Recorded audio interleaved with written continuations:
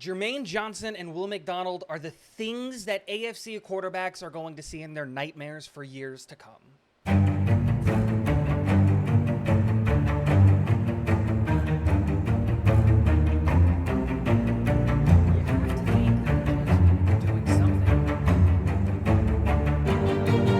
What is going on, guys? Welcome back to Talking Jets with Tigo. My name is Tigo, and today we're going to be talking about the preseason game, the Carolina Panthers versus the New York Jets. The New York Jets walk away with a win, 27-0, shutout win in Carolina. And there were a lot of really positive things to take away from this game.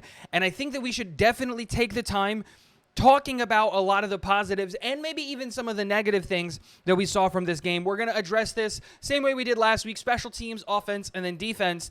So let's start with special teams. Greg the Leg, absolutely automatic today. Just automatic. 2 field goals, 3 extra points, longest kick being 47 yards. For the first time in a long time, you can legitimately say that you're not worried at all about special teams, because like Thomas Morstead, our punter, another really good day from him as well. He only punted 3 times, which is excellent. You don't want your punter going out there very often, but being able to, pin them on the 1-yard line, excellent punt. These are things that we couldn't expect the last couple of years when we had Eddie Pinheiro or Braden Mann. We didn't know what we were going to get from our special teams unit. This year, we know that we're solid at special teams, and that's not something that we're going to have to worry about at all.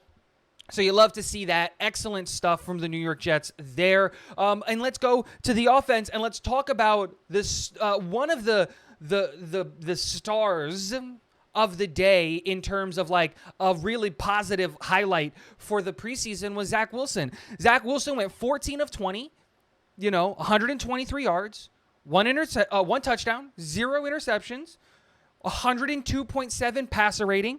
I believe that's a 70% completion percentage. He had a great day. And here's the thing with Zach Wilson, right? We always knew Zach Wilson was an athletic guy. We always knew that Zach Wilson could hit the deep ball, and he had a crazy strong arm. The struggle with Zach Wilson was always what? He was too jumpy in the pocket, and he made the easy things incredibly difficult. Well, we saw improvements in those areas. It's crazy to see what just a couple of weeks with Aaron Rodgers has been able to do for his game. He was confident, staying in the pocket, getting the ball out quickly, and just giving what the defense gave him. He wasn't trying to go for a touchdown every play. And that was awesome, seeing him hit the underneath routes and just be accurate. That's what we needed from Zach. It made me feel really confident in him being quarterback 2 for the New York Jets moving forward, especially because when we saw Tim Boyle, it wasn't great. That interception was really bad from him. And you could see from the fact that Zach Wilson threw the ball 20 times, Tim Boyle threw the ball 10 times. They don't believe in Boyle's arm at all. Wide receivers didn't get really many looks at all, and we'll talk about that in a little bit. But really good stuff from Zach and what we were able to see from him. Moving on to the running back room, and the only thing that I've got to say about the running back room is Dalvin Who. The running backs came out to say, you know what? Our running back room is more than okay. We don't need Dalvin Cook, and I think that they absolutely did that. Israel Abanikanda leading the way, 12 carries for 56 yards, 4.7 carries, 4.7 yards per carry. A fantastic day. Travis Dye having himself such a good back half of the game. 10 carries for 32 yards, 3.2 yards per carry. Again, staying ahead of the sticks. Michael Carter, 4 carries for 19 yards, 4.8 yards per carry. Zonovan Knight, 4 for 13, 3.3 yards. The running backs absolutely came out today and said, this is our offense. They partnered up with the tight ends, and they said, this is where the offense is going to go through. This offense is going to go through the running back room, through the tight end room. Get used to it. Get ready for it, because we can handle the workload. And that's absolutely phenomenal, especially because that is a staple of the Nathaniel Hackett offense. Nathaniel Hackett, what he wants to do is run the ball and throw the ball to tight ends. And we can see that from the target share. When we look at the tight ends and the running backs, how much they were targeted in the pass game. They were targeted 17 times, where wide receivers were only targeted 5 times. just goes to show there was a couple of passes that like didn't get credit as targets because they were like way off. So like an Alan Lazard pass, Irvin Charles pass, and Xavier Gibson pass because they were like crazy off to the side. But like we targeted, and I got those numbers wrong. I was looking at receptions, not targets. Those are the reception numbers. But still, when you look at the reception numbers and even the target numbers, the tight ends and running backs had such a large share of the targets compared to the wide receivers, and that's how Nathaniel Hackett likes running his offenses. And it was great to see that working. We saw great plays from Kenny Aboa, Jeremy Ruckert, Zach Kuntz with a touchdown there at the end, E.J. Jenkins, C.J. Uzama, Tyler Conklin. All of the tight ends got work today.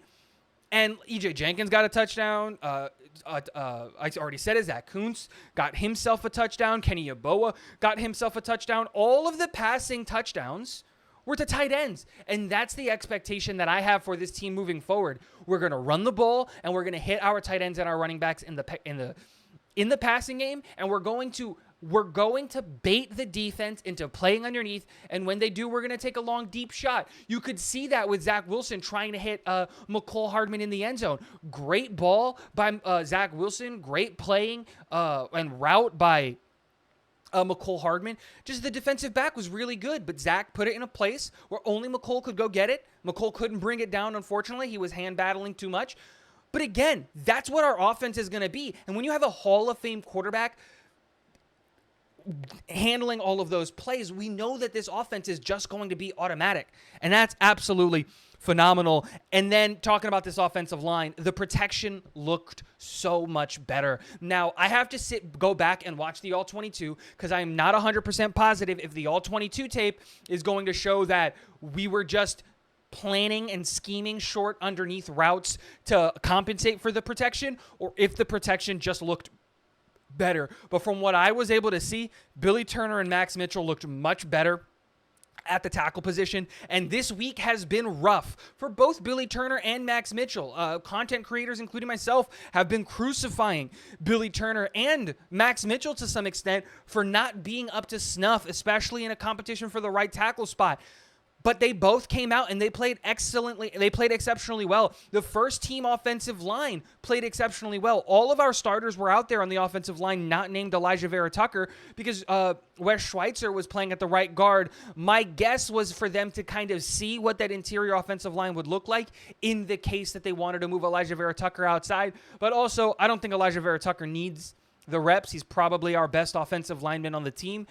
Don't risk the guy getting injured, especially since he was coming off an injury last year.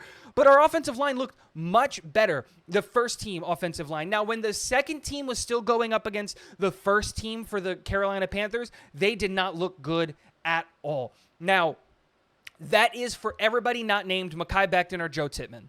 The second team offensive line wasn't able to protect, like, really in any kind of capacity. The right side looked abysmal. The left guard in Cologne didn't really seem like he was in the game. There was a lot of miscommunication going on the offensive line. But Mekhi Becton, what a day from him. We'll talk about him in a second, but let's talk about Joe Tippmann. Joe Tippmann has earned, in my opinion, the right to take first-team reps at practice against the Tampa Bay Buccaneers. Like, there's no doubt in my mind that the New York Jets should give him a look with the first-team offense. He played so well. He was just moving people, pancaking people. There weren't very many reps from what I was able to see from Joe Tippmann that were like just straight up just a lost rep. He snapped the ball much, much better in the shotgun, was absolutely phenomenal in pass pro, in the run game, was just one of our best offensive players on the offensive line. But let's talk about 77. Mekhi Becton stepped up in a big way today. Outside of the one sack that he gave up, which was a miscommunication between him and Cologne, he wanted to pass off the defender to Cologne. Cologne didn't pick up the defender fast enough, so Mekhi Becton stayed there a little bit too long because he was trying to pick up the edge guy. It was a whole thing. They're both at fault. I'm not trying to... Cologne and Mekhi Becton are both responsible for that sack. But outside of the one bad play, Mekhi Becton played his butt off and protected his butt off. Was a dominating force in the run game, was a dominating force in the pass game. Again, I'm going to have to confirm these things in the All-22 when I go back. But I was trying to pay attention to what Mekhi Becton was doing, and he played 30-plus snaps. And from what we heard from the beat reporters, the goal that the New York Jets coaching staff had put on him was 25 snaps. They wanted him to play 25 snaps. And it seemed like the New York Jets tried to pull him at 25 snaps. And he said, no, I'm good. I want to keep going.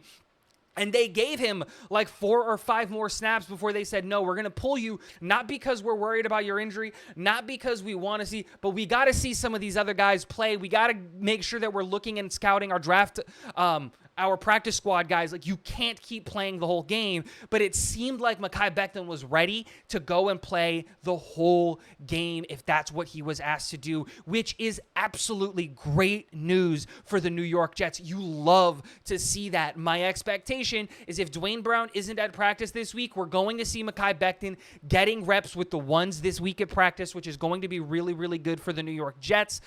And we might even see him running with the ones during the Tampa Bay preseason game. We'll have to see. I'm going to reserve my predictions until after we see a couple of practices. But if he can continue to stack really good practices, which is what he's been doing, a game like that, which was phenomenal for him, and then another practice where he doesn't have to leave early, he doesn't have to not take reps or do anything like that, Mekhi Becton is working his way back from injury, and that's only good news for the New York Jets. Now let's transition to the defensive side of the ball, and we're going to have to talk about these two guys because they're going to be absolutely dominant for years to come. And the fact that the New York Jets were able to get Jermaine Johnson and Will McDonald in back-to-back years in the first round, and they already look this dominant and this good. And remember, they are our second-team defense, and they were, for a good chunk of the game, going up against Carolina's first-team offensive line. They weren't going up against the backups.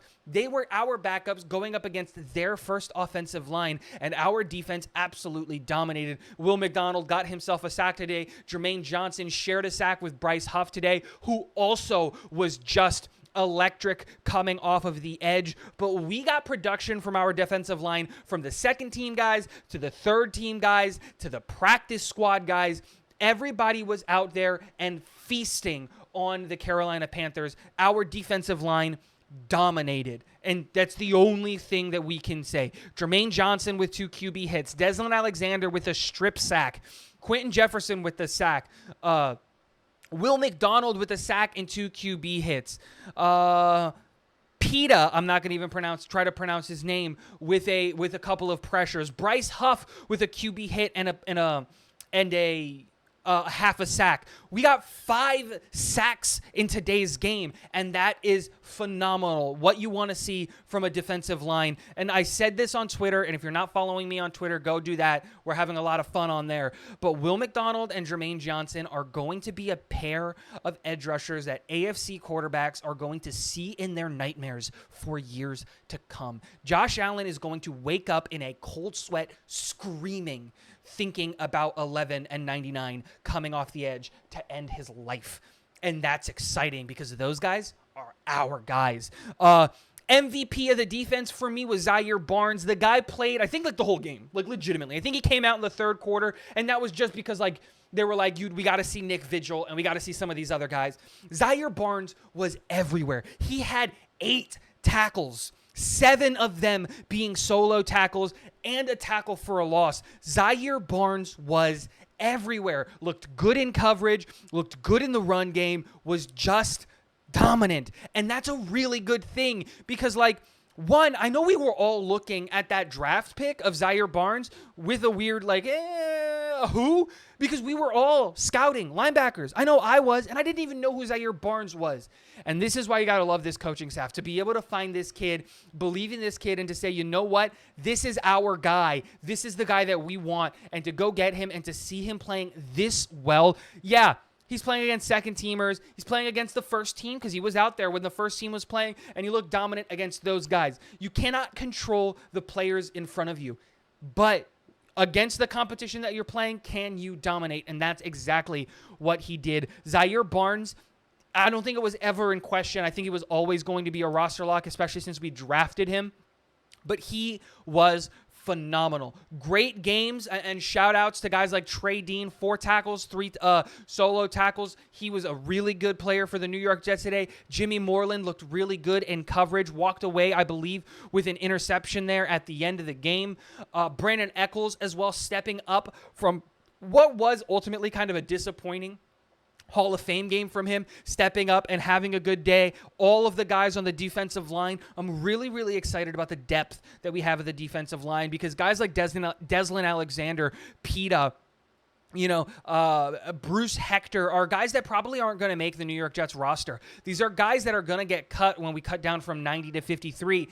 But with all of that being said, these are guys that might clear waivers, that we might be able to store in the practice squad, and depth and having a pipeline of players that can contribute to this team in a positive way in future years is something that the New York Jets haven't had in a long time, and I'm really, really excited about it. Let me know in the comment section below, what did you guys take away from the Carolina Panthers preseason game? What were your highlights? What were your lowlights? What did you think? Let me know in the comment section below. And guys, football season is upon us. 2 more preseason games. Go Jets. Get on out of here.